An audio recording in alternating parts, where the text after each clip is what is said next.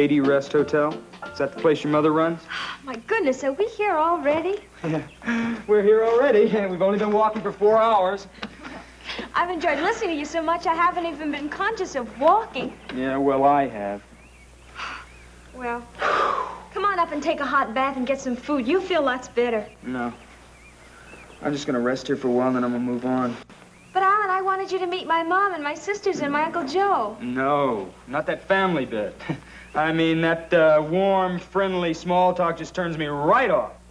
You mean? I mean it's so insincere. People ask you how you are, but they don't listen to what you say. Why? Because they don't care. My family would care. Oh, you think so, huh?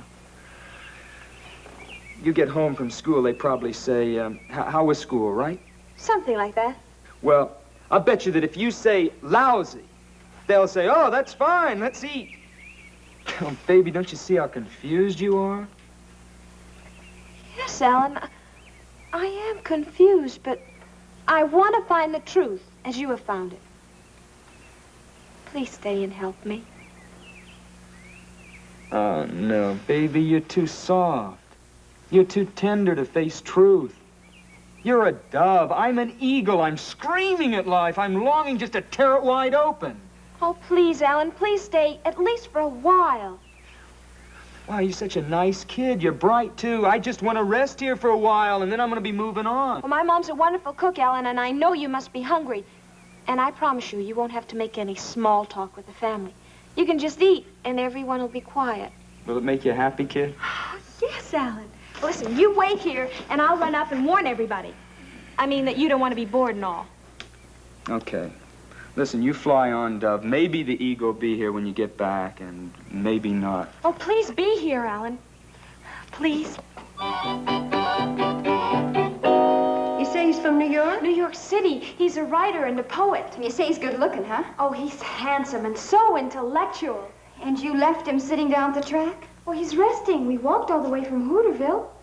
You walked all the way from Hooterville? Not really, Mom. I floated, I flew, I danced. Oh, Mom, he's so brilliant. Where are you going, Billie Jo? Well, I just thought I'd freshen up a little bit. We want to make a good impression, don't we? We sure do, Billie. Oh, Mom, Alan's the first boy I've ever met that I can really communicate with. Oh, he knows everything, he's read everything. He's so deep and so alive, so sensitive and so profound. And you met him in Hooterville? Uh-huh. At the library on my way to school this morning. Bobbie Jo, come over here and sit down and tell me everything right from the beginning. Okay. Hi, Bobbie. How are things at school today? Oh, just lousy. That's fine. Let's eat, Kate. See, we just don't listen to each other. We're just not alive. Well, I'm alive and I'm hungry. We're all hungry, Uncle Joe. We're hungry to know who we are, where we are, and why we're here. Well, speaking for myself, I'm Joe Carson. I'm in the kitchen. I'm in here to eat. Oh, no wonder Alan's so bitter.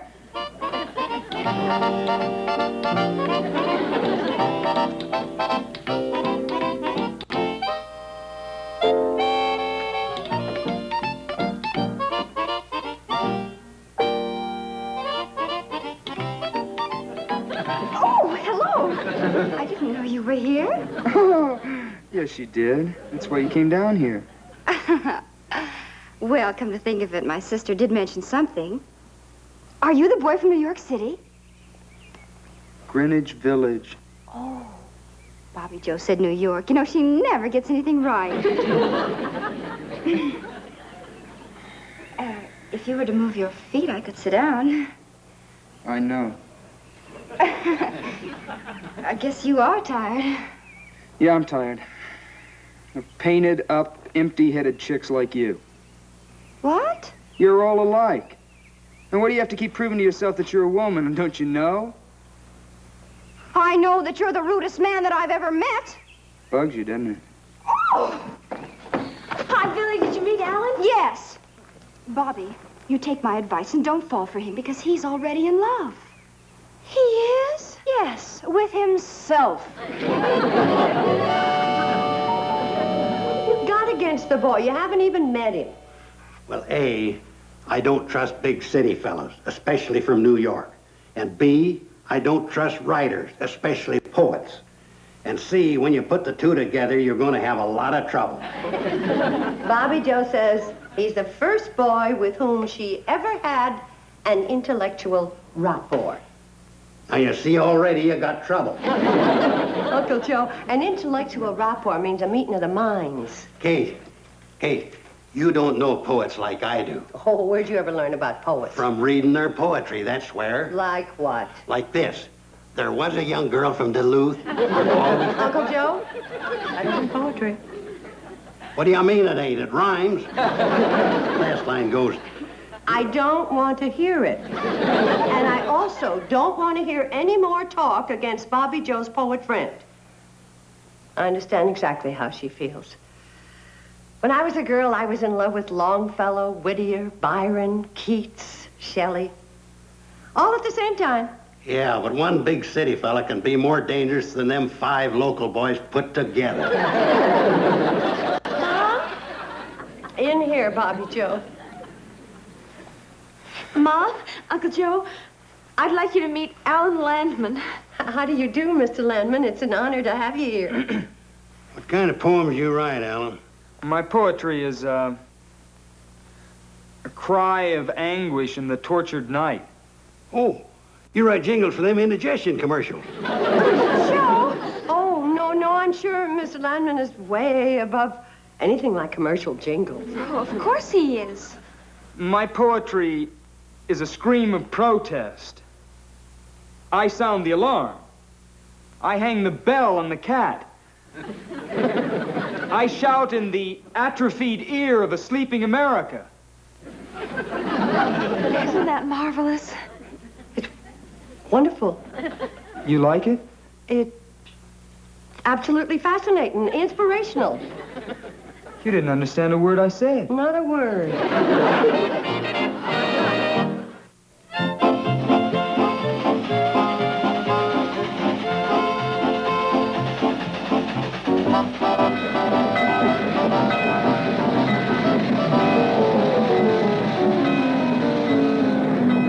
What a meal. That Dutch apple pie was laughing good. Kate really outdone herself tonight. So do you. You keep on eating like that, and you're going to have to back up to a door to knock on it. Oh, Uncle Joe, stop teasing Charlie. He's not so fat. I've seen people a lot fatter. Yeah, me too, but I had to buy a ticket. Mom, do I have to take part in that silly poetry reading? Oh, of course not, dear. You can wash the dishes. Well, you know, I'd rather wash the dishes than listen to you-know-who. Now that Mr. Landman is here, we can start the poetry discussion. Be seated, everybody.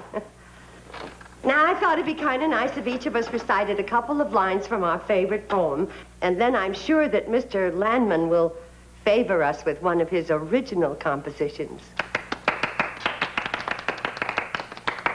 Well, you started off, Kate. You're already on your feet. Took Charlie an hour to get to his. This is from the Rubaiyat of Omar Khayyam. Here, with a loaf of bread beneath a bough, a flask of wine, a book of verse, and thou beside me singing in the wilderness. And wilderness is paradisey now. Ain't that kind of risque for mixed company? I don't think so. They was just singing and drinking a little wine. But they're out in the wilderness. True. They could be married, it don't say.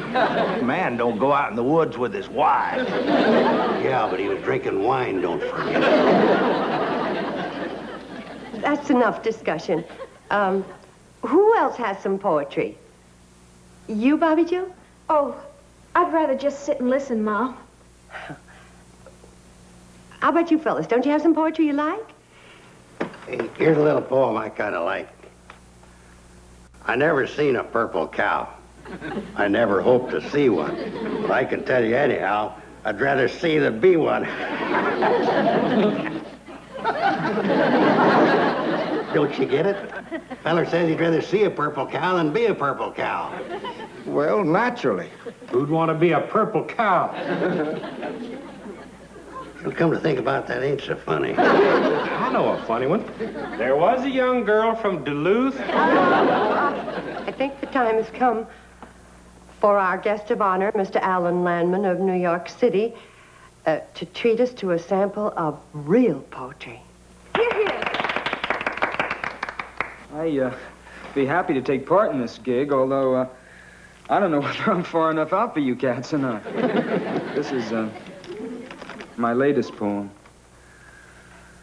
A gut-thin, whining wind defiles the groaning bones of neon-blinded seekers after murky morning.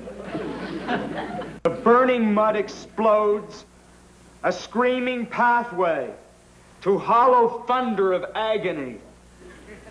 I fall, and cheated dreams.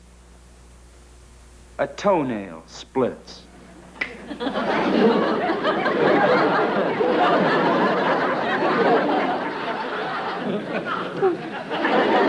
Who would like to start the discussion?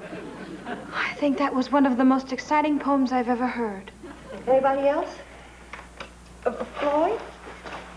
Did you have an emotional reaction from Mr. Landman's poem?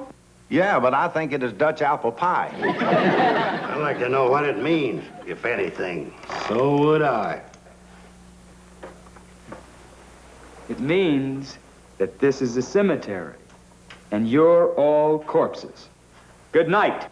Oh, Alan, wait for me! You want a cigarette? Sure.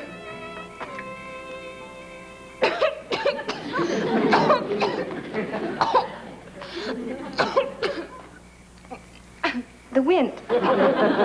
Wind's kind of chilly. The wind is kind of chilly. You know what E.I. Boyer says about the wind? What? The wind is a switchblade knife, slashing at the polluting smokestacks of urban insanity. Nature's rumble with a defiling beetle called man. Oh, I wish I could learn to express myself like that. Well, you'll never do it around here, baby. So long, I'm going for a walk. Oh, can I come along? Oh, please. I mean, I won't talk. I'll just listen. Okay, kid?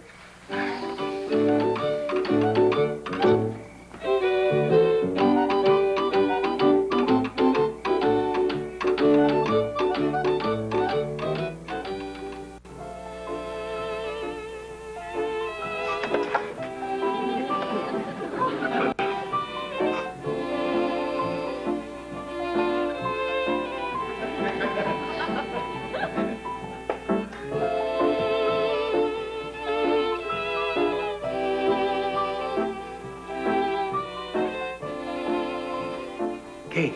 What? Who's sleeping? It's 1 o'clock. Why don't you go on up to bed? I'll wait up for Bobbie Jo and that poet. No, I want to see Bobbie Jo when she comes in. Well, in that case...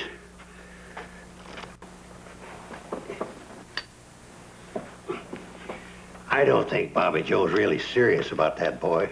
When I was her age, I nearly ran away with a boy just like him. That's what worries me. Yeah, but Bobbie Jo... Here they come.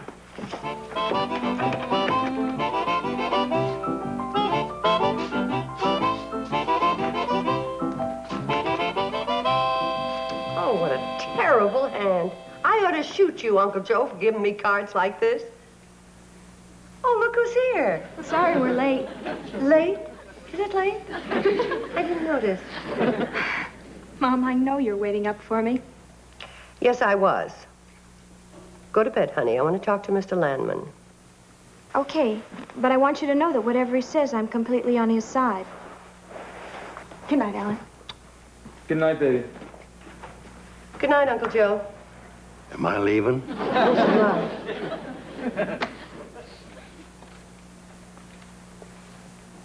Good night, Pops. Uncle Joe, Mr. Landman said good night to you. He can't expect the corpse to answer you back, especially when his name isn't Pops.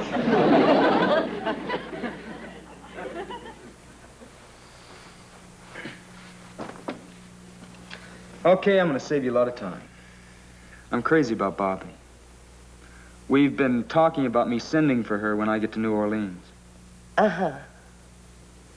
Was that all you're gonna do, just sit there and smile? Smiling on the outside, screaming on the inside. Tell me something, Mr. Landman. In view of the circumstances, don't you think you should call me Alan? In view of the circumstances, what I should call you, but I'll settle for Mr. Landman. Are you planning on getting a job when you go to New Orleans? Are you kidding? I mean, work is for suckers. Oh, I see.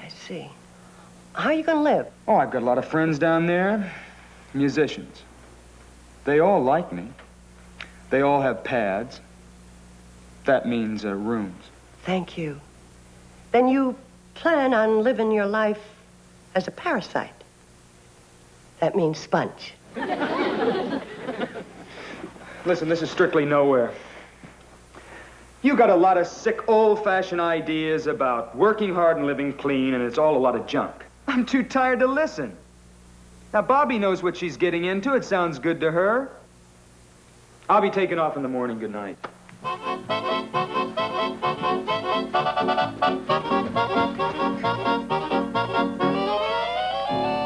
You heard that? Yeah, it's bad. What are you gonna do? I don't know. Of course, you realize he'll be gone tomorrow. He'll never send for her. You know that. I know that. And she'll always remember him as a romantic young rebel, full of courage and exciting ideas. Yeah, I guess you're right. Why don't you have a good talk with her? That's the worst thing I could do. We'd only wind up yelling at each other, and he'd be a bigger hero than ever to her. No, talking to her about it'd be a big mistake. Big mistake. All those ideas of his are just a cover-up and an excuse for being a failure, for not having a job, for just being a bum, wandering around and living off other people. And you have been taken in by all that phony talk, and I am making a big mistake. Oh, Mom, you just don't understand, Alan. He has ideals. Thinks the world is full of hypocrisy, and he's attacking it. That's a lot of hogwash. He's just afraid to go out and fight for a job. But just let somebody offer him a nice, soft position, and you'll see how fast he'll stop attacking that hypocrisy and start lapping it up. And now that I've made my big mistake, good night.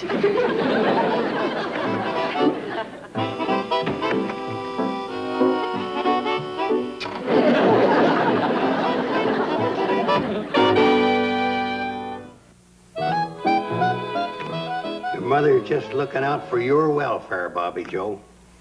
I suppose you don't like Alan either. No, but it's nothing personal. He's been nice to me. In fact, he told me I was the biggest square shooter he'd ever met. Of course, he took a poetic license and left out shooter. Thank you, Mr. Bradley. Oh, Uncle Joe, I'd like you to meet Mr. Stanley. He's going to spend a couple of days with us. Get away from the high pressure of big business. All right. This is my daughter, Bobbie Jo. Hello, Bobbie Mr. Jo. Stanley. You're leaving, Alan? Yeah, kid, but you'll be hearing from me. Oh, Mr. Landman, you should meet Mr. Stanley. He's from New York, too. Mr. Stanley, Mr. Landman. How are you, young man? You really want to know? Mr. Stanley is the president of the Rollo Dog Food Company. He was telling me all about his advertising problems. It's driving me out of my mind. I've offered a $2,000 bonus for a jingle I can use on radio and television, and no one in my agency can come up with one. $2,000 just for a jingle? Just a 4-line jingle. Mr. Landman is a poet. Oh, of course, he only writes high-class stuff. Is that so? $2,000. I know what's going on in your mind. You do? You think Alan's going to be tempted by that $2,000 and try to sell Mr. Stanley a dog food jingle. I don't think a superior artist full of ideals would do that. No, never. By the way, I thought your poet friend was leaving this morning. Well, he was, but he had to... Listen to this one, Mr. Stanley. Rollo dog food is never gummy. Can't form a ball in your puppy's tummy. Rollo dog food is doggone yummy. It has human appeal, but speaking from the dog's viewpoint, it doesn't make my tail wag. And how about this one? When your poodle's feeling hollow, fill him up with a can of Rollo.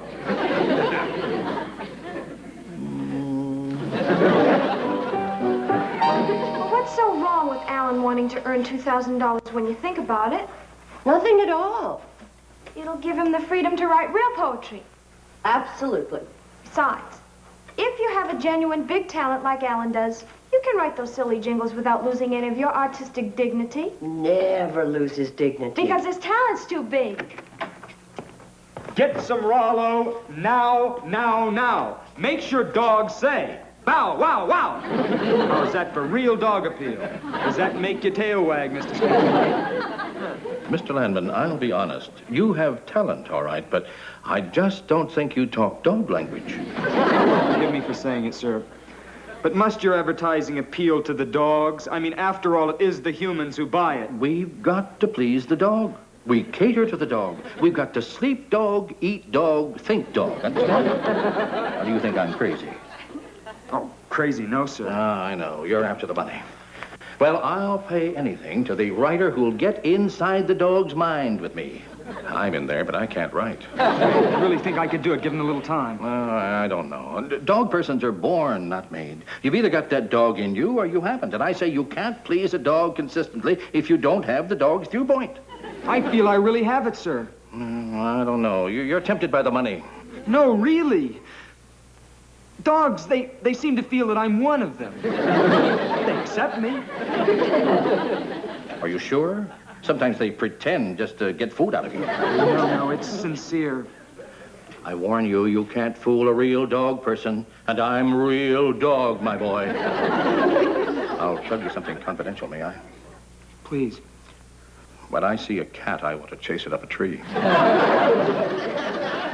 Now you think I'm crazy, right? No, on the contrary. I've never told anyone, but I like to run after cars and bite at the tires.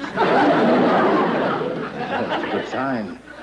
You're not lying. I cross my heart and hope to get run over. This may be a great day for Rollo. I'd like to shake your paw. Bow, wow, wow.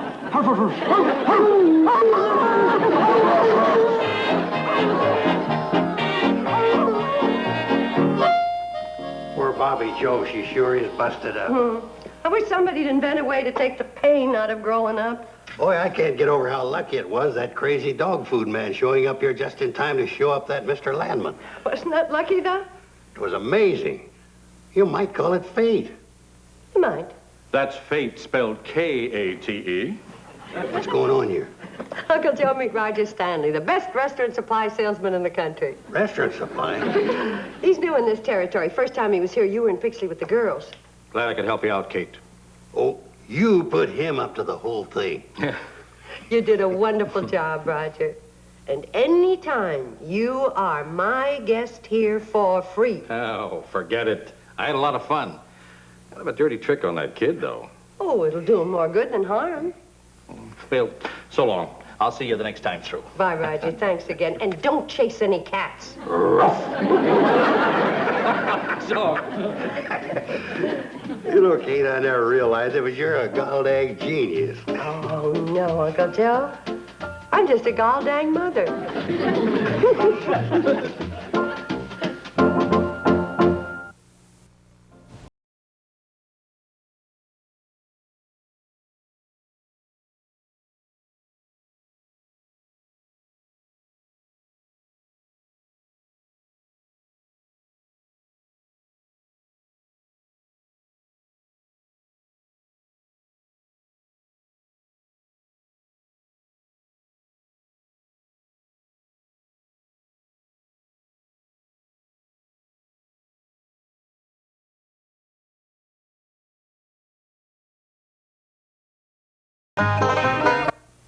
This has been a Filmways presentation.